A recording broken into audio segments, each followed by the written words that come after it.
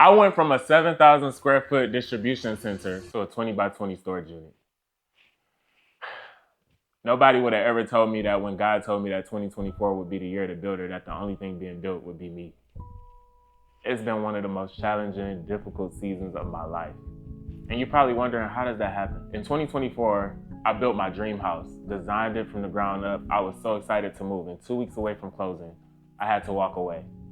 And I made that decision to walk away because I thought the wise thing would be to take the money that I had saved up for my dream house and invest it back into my business, 316. Little did I know that money would run out and I would be not only moving out of my townhouse and not moving into my dream house, but that would cause me to go stay with a friend for 3 months, which would then cause me to get an apartment where the walls were so thin I could hear my neighbors sneeze. And then that would cause me to move into another townhouse and then having to pack up a 7,000 square foot warehouse and move it into a storage unit.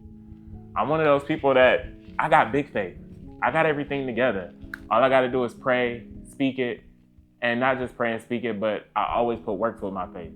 But bro,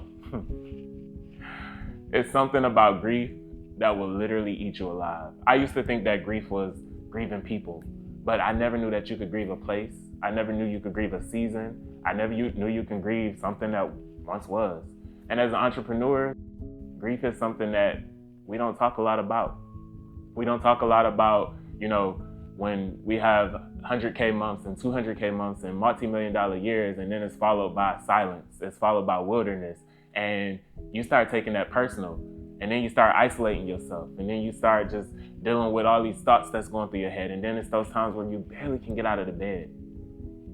I literally remember calling my friends and they're asking me, what's going on with 316? Why is your website down? Where's all your products? And I sent them a picture of my storage unit.